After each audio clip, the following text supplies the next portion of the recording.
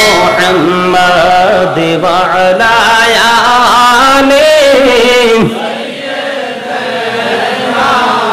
মুহাম্মাদ করবা বাড়ি করবা ঘর করবা কি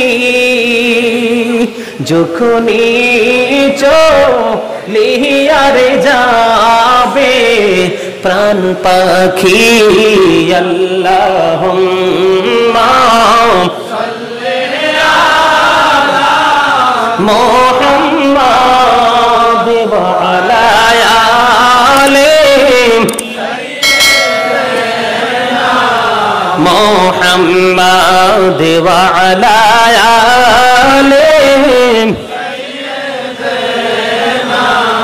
মোহাম্মদ আইসো ভবে যাইতে হবে কবরে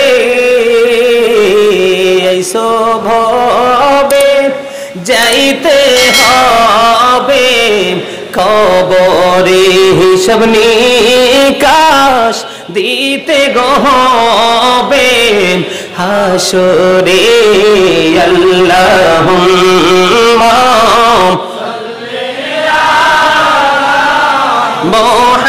মুহাম্মাদ ওয়া আলা আলি মুহাম্মাদ আলহামদুলিল্লাহ বলেন আলহামদুলিল্লাহ মাঝে মাঝে দুরূদ জিকির ভালো লাগে না আরো জোরে বলেন কবরের কাছে কেন আসছি জানেন কারণ পৃথিবীতে যার যত ক্ষমতা যার যত পাওয়ারে থাকো কবরে কিন্তু কারোর সাথে কেউই যায় না যায় আরে যায় তো নাই আপনার বিশেষ করে কয়েকদিন পরেও তো কবরবাসী কি অবস্থায় আছে একটু দোয়াও এখন করায় না আছে না নাই এই জন্য আপনার ঈমানকে নিয়ে আপনাকে কবরে যেতে হবে আপনার আমল নিয়ে আপনাকে কবরে যেতে হবে বন্ধুরে আমার রাসূল সম্পর্কে ইমাম হাসান হুসাইন সম্পর্কে মা খাতুনে জান্নাত ফাতেমা সম্পর্কে এবং আলী কারামুল্লাহ সম্পর্কে মুক্তাসার তথ্য আমরা পেয়ে গেলাম এখন আরেকটা তথ্য আমি আপনাদেরকে দেব আব্দুল্লাহ ইবনে আব্বাস রাদিয়াল্লাহু তাআলা আনহু থেকে বন্ধু একটা হাদিস বর্ণিত আছে আমার নবী বলেছে তিনি বর্ণনা করেছেন কেউ যদি আর কাবা শরীফের রুকনে হাসরে আসওয়াদের মধ্যে অবস্থান করে এবং মাকাম ইব্রাহিমের মধ্যে যদি অবস্থান করে ওখানে অবস্থান করেও যদি বন্ধু রোজা রাখে নামাজ পড়ে রে কিন্তু ইমাম হুসাইনের সাথে দুশমনি করে যদি মারা যায় সে বিনা হিসাবে জাহান্নামে চলে যাবে এখন আপনারা আমাকে উত্তর দেন বন্ধু আপনার কি আগে হুসাইনের ভালোবাসা আগে নাকি নামাজ আগে কথা বলেন না কেন আপনারা মনে কথা বুঝেন না কারণ আমার রাসূলকে ভালোবাসা যেমনি ফরজ রাসূলের আহলে বাইতকে ভালোবাসাও ফরজ এই জন্য বলছি বন্ধু তোমার নামাজ পর্যন্ত বাতিল হয়ে যাবে যদি নবীর পরিবারের মধ্যে তুমি নেগেটিভ টাচ করো ঠিক কিনা বলেন আপনার ঈমানটা একটা সেকেন্ডের মধ্যে ধ্বংস হয়ে যাবে ও বন্ধু যদি আপনি আপনার ঈমানকে যদি হক্কানি আলেমদের সংস্পর্শে থেকে সঠিক তথ্যগুলো জেনে যদি ঈমানটাকে স্ট্রং রাখতে না পারেন বেশি না একটা সেকেন্ডের মধ্যে বন্ধু ধ্বংস হয়ে যাবে আল্লাহর হাবিব কি বলেছেন হাদিস শরীফের মধ্যে কোনো সন্দেহ আসেনি সন্দেহ করলে ঈমান থাকবে না হযরত মুহাম্মদ সাল্লাল্লাহু আলাইহি সাল্লাম was born in Arab country. His father's name was Abdullah, his mother's name was Amina. His father said died before he was born. He lost his mother in his childhood. He was very truthful. রাসূলের কথাকে বেঈমান কাফেররা পর্যন্ত সমর্থন করেছে কথা কি বুঝেন নাই আরে এই যে সেন্টেন্স এই যে বাক্য আমি ইউজ করেছি আপনাদেরকে শুনিয়েছি ল্যাঙ্গুয়েজ এটা কিন্তু কোনো বন্ধু বাঙালির বক্তব্য নয় এটা ইংলিশম্যানদের বক্তব্য ইংলিশম্যানরা শুধু এই বক্তব্য দেয়নি তারা আরো বলেছেন the 100 a ranking of the most influential person in the history 100 জন প্রভাবশালীর তালিকা করা হয়েছে এর মধ্যে সবচেয়ে প্রভাবশালী হিসাবে আমার নবীকে আখ্যায়িত করা হয়েছে এটা কোন বন্ধু এটা কোন সাধারণ মানুষের বক্তব্য নয় এই ল্যাঙ্গুয়েজ হচ্ছে মাইকেল এইচ হার্ট যিনি আমেরিকার গবেষক জোরে জোরে বলেন না আল্লাহু আকবার আমরা মুসলমানরা নবী চিনতে কষ্ট হয় ঠিক না রে ঠিক বেঈমান অনেক বেঈমান এখনো দেখেন নবীর মহব্বতে পড়ে ইসলামের প্রেমিক হয়ে বন্ধু মুসলমান হয়ে যাচ্ছে। কথা বলেন না কেন? আর জোরে, of all the great religious personalities of all prophet Muhammad sallallahu alaihi wasallam was the most successful. জোরে জোরে বলেন সুবহানাল্লাহ। সকল বিশ্বের সকল নেতার মধ্যে, সকল নবী রাসূলের মধ্যে আমার নবী বন্ধু ইমামতি থেকে রাজনীতি পর্যন্ত প্রত্যেকটা জায়গায় সফল। জোরে বলেন না সুবহানাল্লাহ। সেই নবীর কথার মধ্যে কোনো সন্দেহ আছে? কথা বলেন না কেন আছে? কোনো সন্দেহ নাই রে। ওই নবীর কথা বন্ধু 100% সত্য। ওই নবীকে যেমনি আমরা মহব্বত করতে হবে তেমনি ভাবে এই নবীর আহলে বাইতকে মহব্বত করতে হবে। অন্যথায় বন্ধু খানায় কাবা ওখানে গিয়ে নামাজ পড়লে হেরেবের মধ্যে 1 লক্ষ রাকাতের সওয়াব। কত রাকাত? 1 রাকাতে 1 লক্ষ রাকাতের সওয়াব।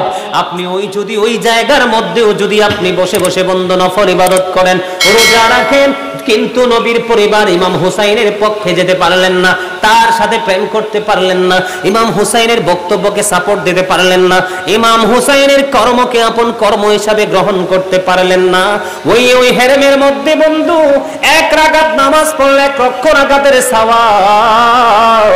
ওইখানে নামাজ পড়ার পরেও রোজা রাখার পরেও নবী বলেছেন জাহান্নামী হতে হবে। জোরে জোরে বলেন না নাউজুবিল্লাহ। বন্ধুরে আমার এখানেই শুধু ক্ষান্ত নয়, বন্ধু ইমাম হুসাইনকে যারা ভালোবাসবে, নবীকে তারা ভালোবাসলো, নবীকে যারা ভালোবাসলো তাদের অটো আল্লাহর সাথে ভালোবাসা হয়ে যায়, প্রেম হয়ে যায়। জোরে জোরে বলেন সুবহানাল্লাহ। আরেকটু মহব্বতে বলুন সুবহানাল্লাহ। ইমাম হুসাইন রাদিয়াল্লাহু তাআলা আনহু বন্ধু এমন একটা নাম, এটা কোনো নাম নয়, আমার কাছে মনে হয় এটা একটা কুলকিনারাহীন মহাসমুদ্র, যেখানে বন্ধু প্রবেশ করা যাবে, জীবন থাকতে আর বের হওয়া যাবে না। ইমাম হুসাইনকে নিয়ে বন্ধু যে রাইটার লিখেছেন, রাইটারও কেঁদেছেন, যে কলম দ্বারা লিখেছে কলমও কেঁদেছে। ইমাম হুসাইন জান্নাতের সরদার ইমাম হওয়ার পরেও, নবীর আহলে বাইত হওয়ার পরেও, আমাদের সত্যের সন্ধান দিশারি হওয়ার পরেও ইয়াজিদ বাহিনীর যথেষ্ট তাণ্ডবের শিকার হয়ে পৃথিবী থেকে নিষ্ঠুরভাবে বিদায় নিয়েছে। এই পাপের ক্ষমা আমার আল্লাহ কোনোদিনও করবে না। ঠিক কিনা বলেন? বন্ধুরা আমার, ইমাম হুসাইনকে, হাসান হুসাইনকে আমার আল্লাহ কত বেশি ভালোবাসতেন আর একটু মন দিয়ে শোনেন। বন্ধুরে আমার, একদিনে গ্রাম্য লোক কি করলেন? এই গ্রাম্য লোক মনে মনে নিয়ত করলেন যে আমি রাসূলের দরবারে একটা হরিণ উপহার দিব। কি দিব? আমাদের মধ্যে অনেক মানুষ আছে না, মহাব্বত করে, কেউ কাউকে কাপড় দেয়, আছে না নাই? কেউ কাউকে কাপড় দেয়, কেউ কাউকে কোনো জিনিস দেয়, মানে যা যে চাহিদা সেই চাহিদা অনুযায়ী কিছু দেয় কি দেয় না? এইরকম এক লোক নিয়ত করেছে রাসূলের দরবারে আমি একটা হরিণ দিব। এবার হরিণ দিব মনে মনে তিনি যখন সিদ্ধান্ত করলেন, বন্ধু গ্রাম্য লোক একটা হরিণের বাচ্চা ধরে রাসূলের কাছে নিয়ে আসলেন। হরিণ দেখতে সুন্দর না সুন্দর? আরো জোরে বলেন, সুন্দর না সুন্দর? আমি প্র্যাকটিক্যালি দেখেছি ওই দিন আমাদের ক্যান্টনমেন্টে বন্ধু রূপসাগরে আইসা খাঁচার মধ্যে এত সুন্দর একটা হরিণ বা তারা ইয়া করে রেখেছে, খাঁচার মধ্যে বন্দি করে রেখেছে। বন্ধু দেখলে নয়ন শীতল হয়ে যায়। আমার এই মুহূর্তে মনে হয়ে গেছে ওই হরিণ না জানি কত সুন্দর ছিল। এবার গ্রাম্য লোক যখন হরিণটা এনে দিয়ে দিল বন্ধু, এবার হাসান রাদিয়াল্লাহু, হুসাইন রাদিয়াল্লাহু, হাসান রাদিয়াল্লাহু তাআলা আনহুকে আমার নবী দিয়ে দিলেন।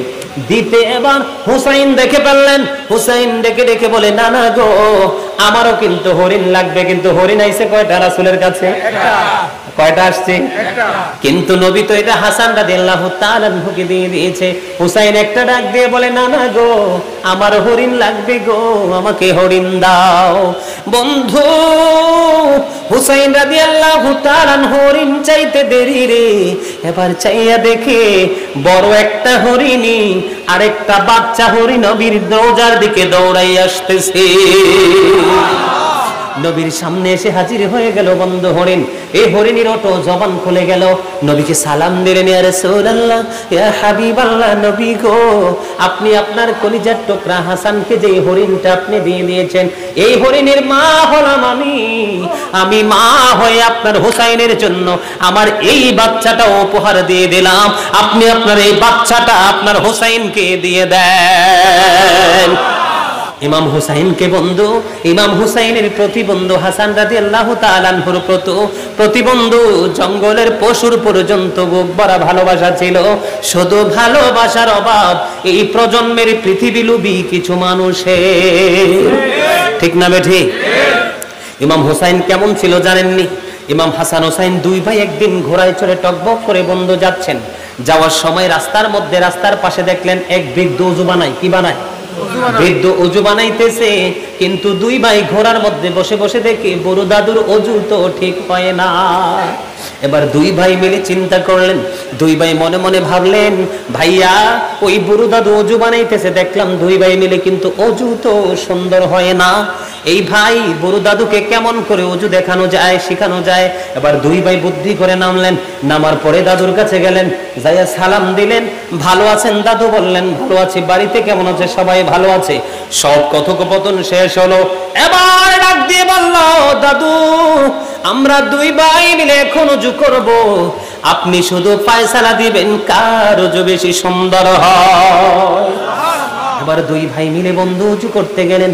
ওযু যখন দুই ভাই মিলে করতে গেলেন, ওযু যখন কমপ্লিট হলো, এবার ওই দাদু ডেকে ডেকে বলছে, দাদু গো আমার জীবনে কোনোদিন কোনো মানুষকে এত সুন্দর করে ওযু করতে দেখিনি। আপনাদের ওযু এত সুন্দর হয়েছে, আপনারা এত সুন্দর, কে গো কি আপনাদের পরিচয়? এবার ওই ইমাম হাসান হুসাইন দুই ভাই উত্তর দিল, আমরা হলাম রাসূলের কলিজার টুকরা দুই নাতি। এবার এই ওযু কে শিখিয়েছে? বন্ধু এই ওযুর চাইতে সুন্দর আর কার ওযু হইতে পারে রে? যেই ওযু আমার নবী নিজেই দিয়েছেন শিখিয়ে। এবার ওই বড় দাদু ফয়সালা দিলেন, দাদু গো আমার ওযুটাই হয়নি, আপনারা দুই ভাইয়ের ওযু হয়ে গেছে সুন্দর। আরো জোরে বলেন না সুবহানাল্লাহ। বন্ধুরে আমার, কৌশলে বড়কে কি করলেন? ওযু শিখিয়ে দিলেন। আর আপনারা যদি ইয়াজিদের দিকে তাকান, আপনারা এই কারণে আপনাদেরকে সংক্ষিপ্ত আকারে কিছু তথ্য আমি জানিয়ে দিয়েছি। আপনারা যখন ইয়াজিদের দিকে তাকাবেন তখন আপনারা বুঝতে পারবেন ইয়াজিদ বাহিনীর চরিত্র কেমন। আর রাসূলের কলিজার টুকরা জান্নাতি ইমাম লিডার যারা হবে, লিডার যারা দুই ভাই হবে, তাদের চরিত্র কত সুন্দর। হুমা রাইহানাইয়া মিনাদ দুনিয়া, রাসূল বলেছেন ইমাম হাসান হুসাইন দুই ভাই দুনিয়ায় আমার দুইটা সুগন্ধযুক্ত ফুল। জোরে বলেন না সুবহানাল্লাহ। এটা কি অস্বীকার করার কোনো সুযোগ আছে? Imam Hasan and Husain to my flower in the world, পৃথিবীর দুইটা ফুল বলেছেন নবী ইমাম হাসান হুসাইন দুই ভাইকে। জোরে জোরে বলেন না সুবহানাল্লাহ। আরো জোরে বলেন সুবহানাল্লাহ। বন্ধুরা আমার, সেই হুসাইনের সাথে প্রেমের দরকার আছে না নাই? ইমাম হুসাইন রাদিয়াল্লাহু তাআলা আনহু 61 হিজরিতে কারবালার ময়দানে শহীদ হবে, এটা আমার নবী আগেই জানতেন। কি করতেন? আগেই জানতেন। আমাদের দেশে অনেককে যদি আমরা বলি যে নবী গায়েবের খবর জানে, অনেকের মাথা গরম হয়ে যায়। কি হয়ে যায়? গরম হয়ে যায়। আসেন এরকম বিশ্বাস করে না। আপনারা কি বিশ্বাস করেন নবী গায়েবের খবর জানে? এই বিশ্বাস কি আপনাদের সবার আছে? আলহামদুলিল্লাহ। আমার নবী গায়েবের খবর জানেন। নবী শব্দের অর্থই হচ্ছে অদৃশ্যের সংবাদদাতা, ঠিক না? কথা বলেন। আমরা এরকম বলি না যে আমার নবী আল্লাহর চেয়ে বেশি জানে, এরকম আমরা বলি। নবী গায়েব জানে, তবে আমার আল্লাহ রাব্বুল আলামিন নবীকে যেইটুকু জানার ক্ষমতা পাওয়ার দিয়েছেন সেই পরিমাণ, তবে নবী গায়েব জানে, এতে কোনো সন্দেহ নাই, ঠিক কিনা বলেন? বন্ধুরে আমার নবীর মুজিজা আছে না নাই? 1400 সাহাবীর 1400 আপনার কি জানি 1400 সাহাবীর গোসলের পানি কোথায়? এক পাতিলে। কোথায়? এই কারবালার ময়দানে যতগুলো শহীদ হয়েছে সকল শহীদের রক্ত আমার নবী এক বোতলে ঢুকাইছে। সুবহানাল্লাহ বলেন না। বন্ধুরে আমার, আমি মুখস্থ কোনো কথা বলবো না, হাদিস শরীফ থেকে প্রমাণ। উম্মুল ফজল বিনতে হারিস রাদিয়াল্লাহু তাআলা থেকে বর্ণিত। তিনি বলেছেন একদিন নবীর কাছে গেলেন, হুজরায় চলে গেলেন। হুজরায় গিয়ে নবীকে ডেকে ডেকে বললেন, ইয়া রাসূলুল্লাহ, ইয়া হাবিবাল্লাহ, নবী গো আমি ভয়ঙ্কর একটা স্বপ্ন দেখেছি। কি দেখেছি? কথা বলে না। আপনারা কি ঘুমাই গেছেন? ঘুমাই গেছেন? আল্লাহুম্মা সাল্লি আলা সাইয়্যিদিনা মুহাম্মাদ নাবিয়ানা মাওলানা মুহাম্মাদ আল্লাহুম্মা সাল্লি আলা সাইয়্যিদিনা মুহাম্মাদ নাবিয়ানা মাওলানা মুহাম্মাদ আল্লাহুম্মা সাল্লি আলা সাইয়্যিদিনা মুহাম্মাদ নাবিয়ানা শাফিয়ানা মাওলানা মুহাম্মাদ। জোরে জোরে আলহামদুলিল্লাহ। সবগুলোর অন্তরে ভালোবাসা আছে না? প্রেমে ভরপুর না? কি সাউন্ড! আপনারা যখন মিডিয়াতে যখন এই আলোচনাটা আসবে, যখন আপনারা জিকিরের আওয়াজ শুনবেন মিডিয়াতে, তখন বুঝতে পারবেন, আপনারা তখন বলতে পারবেন I am very successful person. কারণ সেই মাহফিলে আমি উপস্থিত ছিলাম, উচ্চ আওয়াজে নবীর প্রেমের দরুদ পড়েছি, আল্লাহর প্রেমে জিকির করেছি। জোরে জোরে সুবহানাল্লাহ। আরে আরো জোরে সুবহানাল্লাহ। বর্তমান পরিস্থিতি মোটেও ভালো না। আমাদের ঈমানও ঠিক নাই, আমলও ঠিক নাই, কর্মও ঠিক নাই। এই জন্য দেখেন, এই সময় আপনারা যারা আমার বাবারা দাদারা আছেন, আপনারা কি দেখছেন কখনো এই সময় টারবিনের পানি দিয়ে ফসল করতে? ওই দিন আমার গ্রামে গেছি শহর থেকে, পরে অটো ড্রাইভারকে জিজ্ঞেস করলাম যে এই পানি কোত্থেকে? হুজুর সব সেচের পানি। অবাক হয়ে গেছি। কি লাভ হবে আমি অন্যজনকে দোষে, সব পেয়েছি আমি আমার আপন কর্মদোষে। আমি অন্যজনকে দোষ দিয়ে কোনো লাভ নাই। সম্মানিত উপস্থিতি, কিসের ঘুম, কিসের আরাম, কিসের আয়াস? এখন আপনি মরে যান, দ্বিতীয়বার আপনাকে আর আপনার ঘরে নেওয়া হবে না। একবার যদি ঘর থেকে বের করা হয়, আপনাকে হাঁটু পানি দিয়ে হলো কবরে আপন করা হবে। কে আপনার আপন? আপনি নিজে আপনার আপন হয়ে যদি কবরে যেতে পারেন, তাহলেই আপনি সফল হতে পারবেন। ঠিক কিনা বলেন? একটু ধৈর্য নেই, একটু সময় মাহফিলে বসবেন। একদিকে আল্লাহ রাসূলের সাথে প্রেম হবে, আর একদিকে দুরূদ, জিকির, কোরআন তেলাওয়াতের আয়াত হাদিস শুনে আমলনামা ভরপুর হয়ে যাবে, ঈমানটা মজবুত হয়ে যাবে। আপনারা হাজার চেষ্টা করলে সব চুরি নিতে পারলে ঈমান নিতে পারবে না। কথা বলেন না কেন? এই মিয়া, ছেলে সন্তান বিবি পরিবারের জন্য কত কষ্ট করতেছেন। আপনি কোরআন শরীফের 19 পারায় সূরা শুআরার 88 নম্বর আয়াত খুলে দেখেন। আল্লাহ বলেছেন ইয়াউমা লা ইয়ানফাউ মালু ওয়ালা বানুন ইল্লা মান আতাল্লাহু বিকলবিন সালিম। আছে না নাই? আপনি সব আছেন না এখানে? আছেন? আল্লাহ বলছেনই ধন সম্পদ, টাকা পয়সা, সন্তান সন্ততি কিয়ামতের দিন কিচ্ছু কাজে লাগবে না, তবে যিনি সুস্থ অন্তর নিয়ে যাবে সেই ব্যতীত। আপনি আপনার সুস্থতা নিয়ে কবরে যান, আপনার কারো হেল্পের প্রয়োজন হবে না। মনে রাখতে হবে মিনহা খলাকনাকুম ওয়া ফিহা নুঈদুকুম ওয়া মিনহা নুখরিজুকুম তারাতান উখরা। বাংলাতে যদি সুরে সুরে বলি, যখন তোমার কেউ ছিল না তখন ছিলাম আমি, এখন তোমার সব হয়েছে পর হয়েছি আমি, যখন তোমার কেউ রবে না রব শুধু আমি, আমার কাছে আসতে হবে মনে রেখো তুমি। ঠিক কিনা বলেন? All men will die. সকল মানুষকে মরতে হবে। কথা বলেন না কেন? সবাইকে কি করতে হবে? মরতে হবে, কবরে যেতে হবে। কুল্লু নাফসিন যায়কাতুল মউত। অস্বীকার করার সুযোগ আছে? আল্লাযী খালাকাল মাউতা ওয়াল হায়া। যিনি জীবন সৃষ্টি করেছেন তিনি মরণও সৃষ্টি করেছেন। ঠিক কিনা বলেন? বাঁচার কি কোনো সুযোগ আছে? বাঁচতে পারবেন না। এই আমার দিকে তাকান। এই জন্য আগে বলেছি you listening my lecture very attentively, stop your mouth everybody. এই কারণে আমি ফার্স্ট টাইমে বলেছি কোরআন শরীফের সূরা ইউনূস। এটা উনি হাফেজ সাহেব, আপনি হাফেজ সাহেব। কোরআন শরীফের 19 পারা, কোরআন শরীফের সূরা ইউনূসের 44 নম্বর আয়াতে আল্লাহ কি বলেছেন? ইন্নাল্লাহা লা ইয়াজলিমুন নাসা শাইয়্যান ওয়ালাকিন্নান নাসা আনফুসাহুম ইয়াজলিমুন।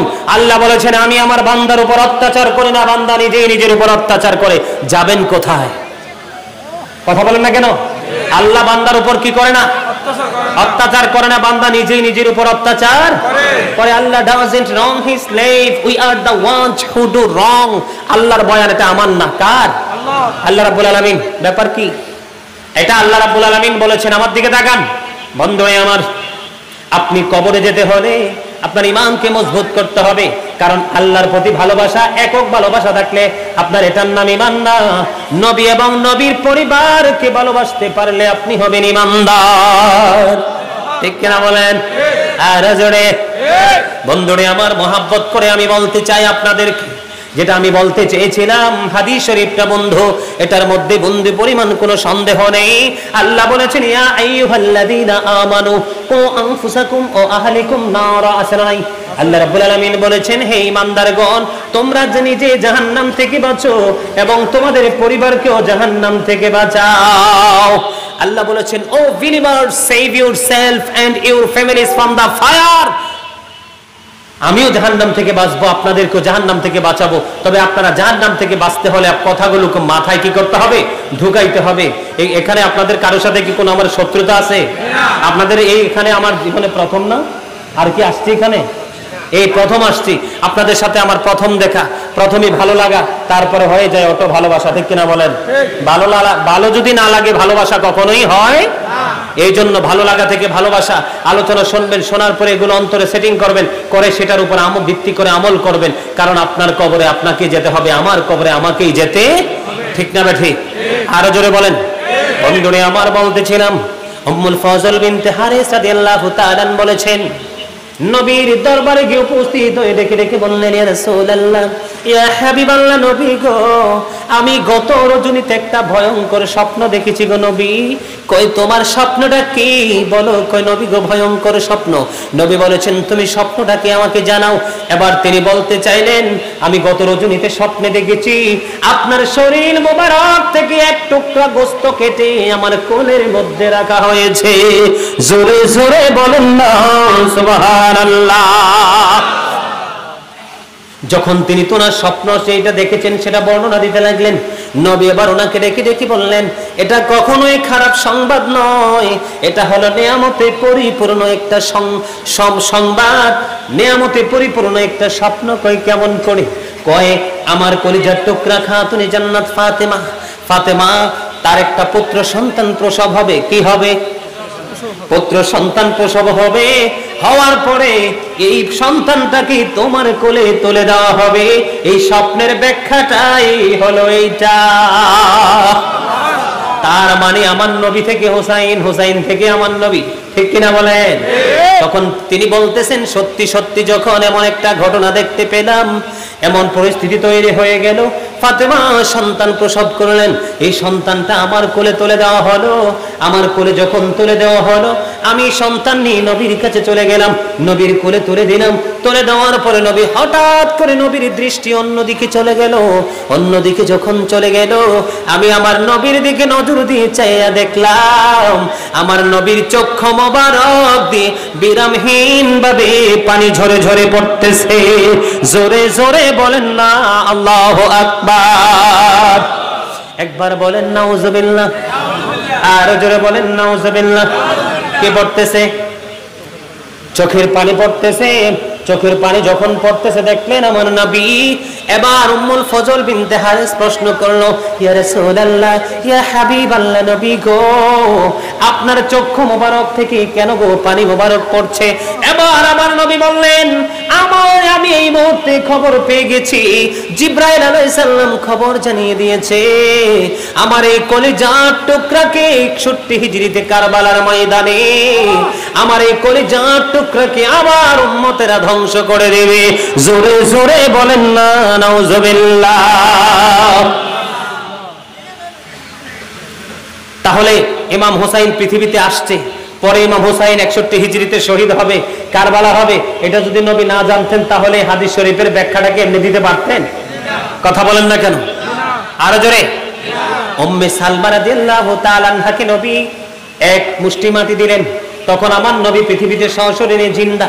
এক মুষ্টি মাটি দিয়ে গেলেন, আরে উম্মে সালমা, এই মাটিগুলো যত্ন করে রাখবা, যেদিন দেখবা এই মাটিগুলো রক্তে লাল লাল হয়ে গেছে, সেদিন মনে করবা রে আমার কলিজার টুকরা কারবালার ময়দানে শহীদ হয়ে গেছে। বন্ধুরে আমার, এটা কিন্তু ইমানি চিন্তার বিষয়, ইমানি চেতনার বিষয়, ইমানকে মজবুত করার বিষয়। এই জায়গাটা অনেকেই বন্ধু মানতে রাজি না, কারণ তারা ভুল পথে হাঁটতেছে। এই জন্য তখন ইমাম হুসাইন, আমার নবী সব কিছু অক্ষত ছিল। আমার নবী চলে যাওয়ার পরে সত্যি 61 হিজরিতে কারবালা যেদিন হলো, সেদিনই উম্মে সালমা চাইয়ে দেখে আমার নবীর দেওয়া মাটি একেবারে রক্তে লাল লাল হয়ে গেছে। জোরে জোরে বলেন না সুবহানাল্লাহ। আরেকবার পড়ুন আল্লাহু আকবার। আমার নবীর কথার সাথে বাস্তবতার মিল আছে না নাই?